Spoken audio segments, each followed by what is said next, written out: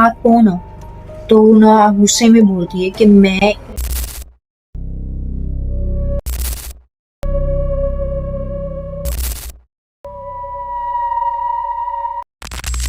आप कौन हो? तो ना गुस्से में बोलती है कि मैं इंडिया से आई हूँ। मतलब यार, अब सीरियसली मुझे जैसे जैसे आगे स्टोरी बताने शुरू करी है ना, मुझे बहुत ज्यादा डर लगता जा रहा है, बहुत ज्यादा डर लग रहा है। अच्छा। फिर ना वो कहती है मैं इस घर में रहती हूँ, ये मेरा घर है। ओह इमेजिन, ये मेरा घर है, ये मेरा घर है, चले जाओ चले जाओ, इतना जोर से चिल्लाने लगती हैं। तो कभी उनके हाथ में बहुत बेचैन होना शुरू हो जाते हैं और अजीब बहुत ज्यादा उनकी हालत हो जाती है। और तभी वो आंटी जो थी ना वहां पे बेहोश हो जाती है। ठीक है। तो आंटी की बहुत ज्यादा ये कंडीशन देखते हुए उनके घर वाले उनको घर ले जाते हैं वापस, क्योंकि एकदम से अचानक से उनके साथ ये सब कुछ हो रहा होगा। तो लाइक क्या यार, उनसे गुजरी होगी, लाइक सोच के कुछ हो रहा है। हम मुझे तो लाइक उनको क्या हो रहा होगा। फिर क्या होता है कि वो अपने घर चली जाती हैं। अब ये सब कंडीशन देख के मामा पापा सब घर वाले बहुत परेशान हो जाते हैं। वो और भी घर ढूंढना शुरू करते हैं। घर ढूंढ रहे होते हैं, उनको घर नहीं मिल रहा होता। जो भी वो घर ढूंढते हैं ना, तो या तो उस घर का कोई ना कोई मसला होता ही रहता है। तो अपन कभी वापस हो जाते हैं, कभी कुछ हो जाता है। इस तरह हो रहा था जैसे वो उस घर में स्टक हो गए और चाह के भी ना निकल पा रहे हो। तो वो बाबा अपने फ्रेंड के पास जाते हैं, उसको सारी कंडीशन बताते हैं। कहते हैं तुम्हें नहीं पता था, तुम तो यहाँ पे कितने अरसे से रह रहे हो, इतने पुराने यहाँ पे रह रहे हो, और तुमने मुझे थोड़ा सा भी इस चीज के बारे में बताया कि यहाँ पे क्या सब कुछ चीजें चल रही है। तो जब उन्होंने अपने दोस्त को बताया ना, तो जो उनका दोस्त था ना वो अजीब सा भी बड़ा शुगर, मुझे तो नहीं पता, नहीं यहाँ पे तो ऐसा कुछ भी नहीं है, हम भी तो रह रहे हैं ना, ऐसा कुछ नहीं हुआ, ये वो ना इस तरह से। हालांकि उनकी वाइफ जो थी ना वो भी बहुत ज्यादा डरी डरी सी रहती थी और ज्यादातर अपने घर में नहीं रहती थी। वो ज्यादा अपनी जो है ना मामा के घर ही होती थी, क्योंकि उनके हस्बैंड तो ऑब्वियसली ड्यूटी पर होते थे, तो उनके हस्बैंड ही ज्यादा घर में होते थे, वो अपनी मामा के घर ही रहती थी ज्यादा। ठीक है। जाहिर सी बात है उनकी वाइफ को भी कुछ ना कुछ फील होता ही होगा, उन्होंने अपने हस्बैंड को भी बताया होगा। हो सकता है कि उनके हस्बैंड ने भी ना यकीन किया हो मामा की तरह, या फिर एक तो उनका फ्लैट भी फ्री था, उनको रेंट भी नहीं देना पड़ता था, कुछ भी नहीं होता था। अच्छा, वहां पे ना एक और चीज थी कि वहां पे ना बताना चाहिए कि नहीं बताना चाहिए यहाँ पे यार, ऐसा लोग थे केस हो जाए मुझ पर। लाइक मेरा तो कोई कुछ नहीं है ना, मैं क्या कर रही यार इसमें। अच्छा, एक और चीज बताऊं ना, वहां पे ना लाइट नहीं थी। अब भी इन लोगों ने एक जुगाड़ लगाया हुआ था। क्या किया था इन लोगों ने ना, कुंडे डाले हुए थे। और कुंडा लाइक क्या बताऊं यार, कुंडे क्या होते हैं, लाइक बिजली की तारों में पता नहीं क्या, मुझे नहीं पता क्या होता है यार, खुद ही समझ जाना। ठीक है। लाइक आपको घर भी फ्री मिल रहा हो और आपका बिल वगैरह भी ना आता हो, तो इस तरह की चीज यार फ्री में मिलती है, कौन छोड़ता है। शायद इसलिए वो लोग भी रह रहे थे, और बाबा को इसलिए उन्होंने रखा था कि उनको रेंट मिलता था। ठीक है। तो और ऊपर से था भी, जाहिर सी बात है, फ्री का उनको रेंट मिल रहा है, एक सब कुछ हो रहा है, लाइक इसलिए उन्होंने शायद बाबा को रखा होगा वहां पे, बाबा को बताया होगा उन्होंने उनको फ्लैट के बारे में। ठीक है। सो क्या होता है ना, अब घर तो मिल नहीं रहा था। ठीक है। पापा काफी ज्यादा घर ढूंढ रहे थे, बहुत जगह पे उन्होंने ट्राई किया, लेकिन जहाँ पे भी वो घर देखते इनकार ही होता। टोकन देख के भी हमें वापस हो जाता, लाइक इस तरह का कि उस घर में वो स्टक ही हो गया जिस तरह। ठीक है। इस तरह की चीज हो रही थी। अब एक दिन क्या होता है, मामा कहती है कि हम इस घर में जब से आए हैं हमने कोई खत्म वगैरह नहीं दिया, कुछ भी नहीं किया, तो हमें कोई अल्लाह के नाम की चीज काटनी चाहिए, खत्म वगैरह देना चाहिए, तो इस तरह का कहते हैं। हो सकता है घर में थोड़ा सुकून आ जाए इन सबसे ना, क्योंकि जब न्यू घर में जाते हैं तो खत्म भी तो देते हैं ना। तो मम्मी ने कहा कि हो सकता है हम ये सब कुछ चीजें करें तो थोड़ा घर का माहौल जो वो थोड़ा सेट हो जाए। तो अब क्या होता है, मामा ना जर्दा बनाती है, नहीं जर्दा लाइक मीठे चावल होते हैं, पता ही होगा आप लोग को जर्दे का, तो सबको पता होगा कैसी बातें कर रही हूँ मैं। अच्छा, फिर ना वो जर्दा बनाती है और बनाकर ना बाहर अपने डाइनिंग टेबल पे रखती है। ठीक है। डाइनिंग टेबल पे रख के ना वो किचन में जाती है। अब डाइनिंग टेबल का क्या सीन था, डाइनिंग टेबल के आगे ना इतना बड़ा सा स्लाइड डोर होता है ना, वो था, लेकिन वो शीशे का था लाइक। ठीक है। तो ना वो स्लाइड डोर था, वहाँ पे बहुत बड़ा सा लगा हुआ, वहाँ पे उन्होंने रखा इस तरह के जिंदा चावल। तो वो गई अंदर कुरान पाक लेने के लिए कि चलो थोड़ा सा यासीन पढ़ लेती हूँ, थोड़ा खत्म वगैरह दे लेती हूँ ना, और इस तरह का कुछ कर लेती हूँ। तो रख के वहां पे गई है।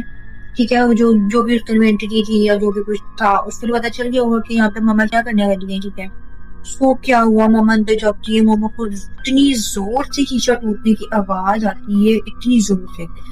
अब वो जो स्लाइड डोर मैंने आपको बताया था कि वहां पे था एक शीशे का लगा हुआ, डाइनिंग टेबल के बिल्कुल बगैर, किचन के आगे ही था वो पड़ा हुआ।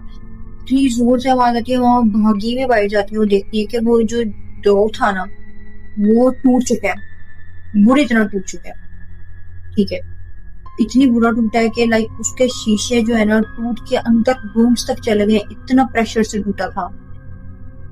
अब मामा को लगा किसी बच्चे ने शायद बॉल वगैरह मार के तोड़ दिए, बच्चे बाहर मैच खेल रहे हो, क्रिकेट खेल रहे हो, उन्होंने बॉल ऊपर आ गई होगी, जिसकी वजह से ये जो डोर है वो टूट गया। मामा का सारी चावल जो थे वो साया हो चुके थे, उसमें कांच चला गया था सारा।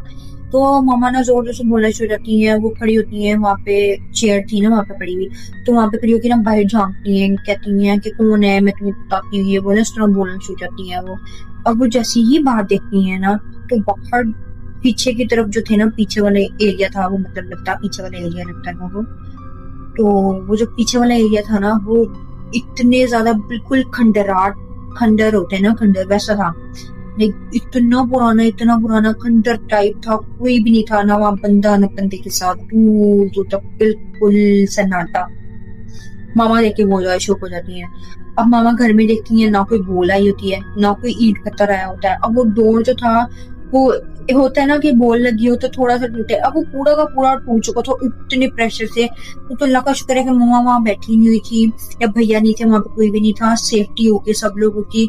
सिर्फ और सिर्फ यही था ना कि चलो ठीक है, खाना खाया हुआ या डोर ठीक है, वो टूट गया, कोई मसला नहीं है, दोबारा लग जाता है। अल्लाह का शुक्र है कि भी जान एटलीस्ट बच गई।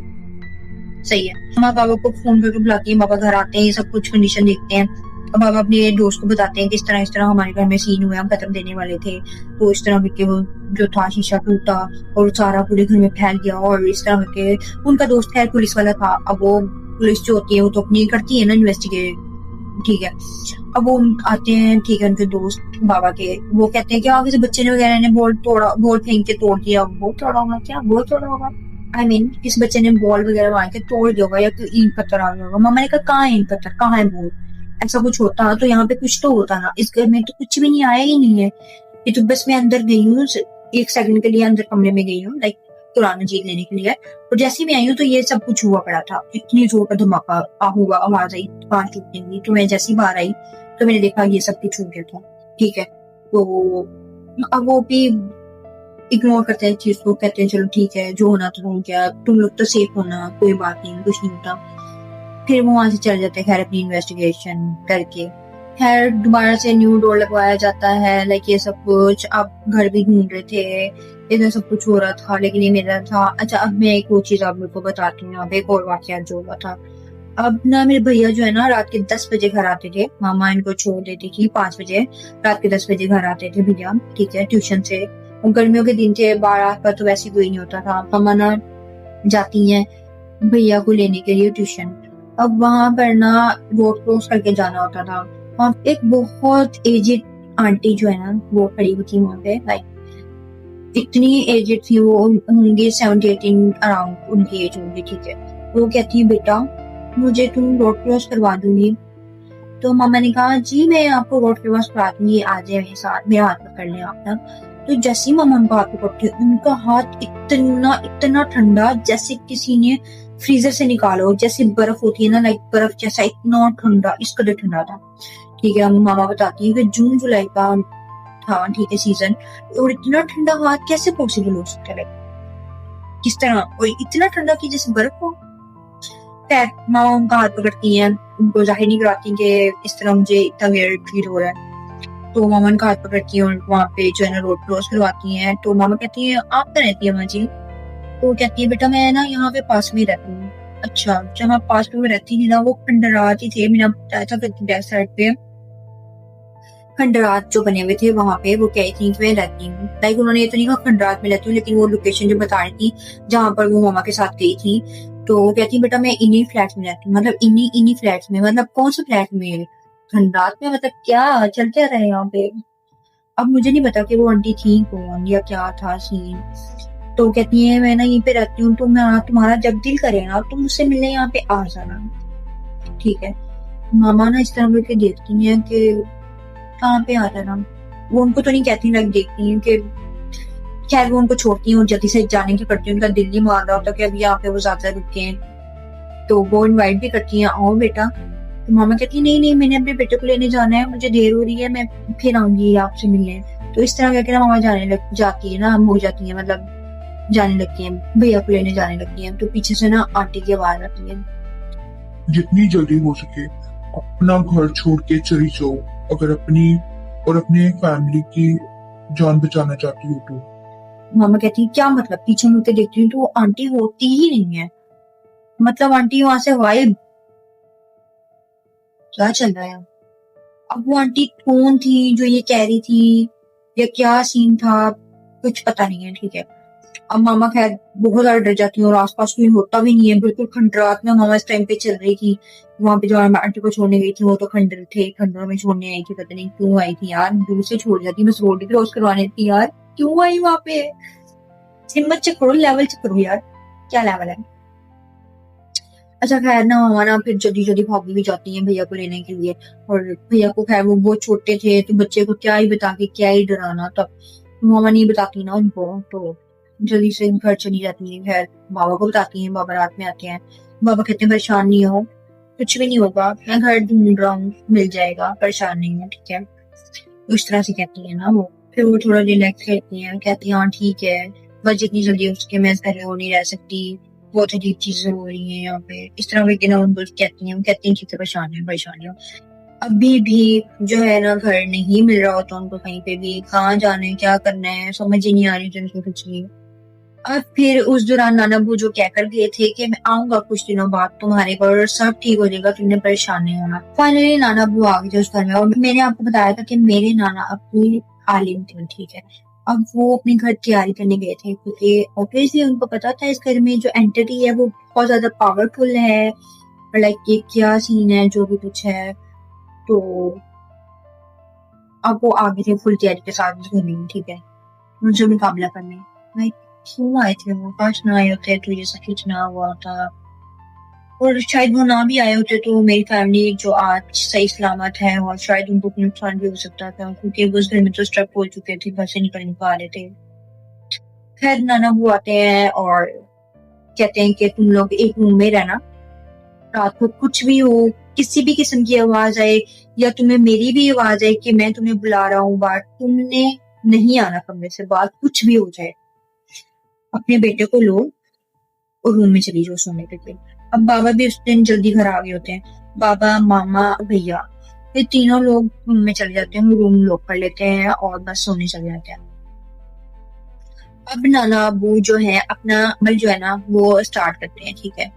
अब अमल के दौरान जो है ना बाहर से कभी हंसने की, जोर जोर से अजीब क्रिपी हंसने की, जैसे कोई बहुत अजीब तरीके से हंस रहा हो, और कभी जोर जोर से चिल्लाने की आवाजें आ रही थी। और अंदर जो बैठे हुए थे मामा बाबा और भैया वो बहुत ज्यादा डर रहे थे, उनको बहुत ज्यादा अजीब लग रहा था। और कभी ना उनको ना दरवाजे पे ना अपने ना नॉक की आवाज आती थी कि जैसे कोई जहाँ डोर उनका नॉक कर रहा है, और उनको नाना अबू की आवाज आती थी कि बेटा जरा खोलो, मैं हूँ, खोलो, ठीक है, मेरी तबीयत नहीं ठीक है, खोलो। उस तरह करके ना नॉक हो रहा था।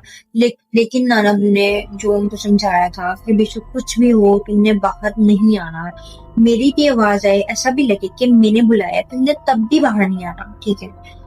अब नाना अबू ने ये सब कुछ चीजें उनको बड़े अच्छे तरीके से समझाई थी, वो लोग नहीं खोलते थे दरवाजा। अब नाना अबू की कोई आवाज में बोल रहा था कि दरवाजा खोलो, इतनी दूर से नोक हो रहा था, मेरी तबीयत खराब है, कभी गुस्से में, कभी बहुत प्यार से, कभी बहुत बीमार वाली आवाज निकाल के, मतलब इस तरह की मल्टीपल जो थी ना आवाजें वो आ रही थी, दरवाजा नहीं खोलते वो। इस तरह की काफी ज्यादा आवाजें सारी रात आती रही। अब मामा भी बहुत परेशान थी क्योंकि जाहिर सी बात है अपने अबू को लेके, मतलब नाना अबू को लेकर वो बहुत ज्यादा परेशान थी कि पता नहीं कैसी हालत में होंगे यार, यहाँ पे ये क्या सब कुछ चल रहा है, वो किस हालत में होंगे, ये सब कंडीशन क्या चल रही है, वो बहुत परेशान थी। जाहिर सी बात है बेटी तो परेशान थी। फजर के टाइम मामा रूम का डोर ओपन करती है, जान होती है तो, ठीक है, वो जाके नाना अबू को चेक करती हैं। नाना अबू की बहुत तबीयत खराब होती है, वो बाहर सोफे बैठे होते हैं और उनकी आई बिल्कुल रेड हुई होती हैं और बहुत अजीब तबीयत हो रही होती है उनकी, उनकी नाक से खून भी आ रहा था, बहुत अजीब सी तबीयत हो रही होती है। मामा देख के बहुत ज्यादा परेशान होती है, रोना शुरू हो जाती है और उनसे कहती हैं क्या हुआ। अच्छा वो ना मेरे मामा का नाम नहीं लेते थे, वो उनको बेटी कह के बुलाते थे। तो वो कहते हैं बेटी परेशान ना हो, सब कुछ बिल्कुल ठीक हो चुका है, सब कुछ अब नॉर्मल है, तुमने परेशान नहीं होना, अब तुम्हें कोई तंग नहीं करेगा इस घर में। और कह के स्माइल करते हैं वो, उनकी नोज से खून निकल रहा होता है, लाइक उनकी आइज रेड हुई होती है, उनकी तबीयत बहुत खराब होती है, फिर उनको हॉस्पिटल ले जाया जाता है। उनका बीपी बहुत हाई होता है, बीपी शूट कर गया होता है, उनकी तबीयत बहुत ज्यादा खराब होती है। उनका थोड़ा बहुत जो होता है वो करवाया जाता है, ठीक है, ट्रीटमेंट, और थोड़ा सा वो सही होते हैं तो वो फिर ना घर चले जाते हैं। अब वो रहते होते थे मम्मी के साथ, मम्मी लाइक मेरी बड़ी खाला जो है उनके साथ रहते होते थे, नाना अबू। तो वो घर चले जाते हैं, वहां पे बैठे होते हैं। अच्छा रात में तो उनकी तबीयत थोड़ी ठीक होती है। अब नेक्स्ट डे क्या होता है, वो बाहर बैठे होते हैं सोफे में, तो उनको जो है ना मम्मी लाकर चाय देती है कि चाय पीने हैं आप। तो जैसे ही वो चाय का कप पकड़ते हैं ना, उनके ना हाथ से ना चाय का कप उलट जाता है इस तरह, तो उनके हाथ में कांपने लग जाते हैं, उनकी तबीयत फिर से बहुत ज्यादा खराब होने लग जाती है। अब वो कहती है कि क्या हुआ आपको, तो कुछ बोलते नहीं है वो ना। उनके सर में तेज दर्द होना शुरू हो जाता है, उनकी आइज रेड होना शुरू हो जाता है, उनकी नोज से फिर से खून आना शुरू हो जाता है, उनकी तबीयत बहुत खराब होना शुरू हो जाती है।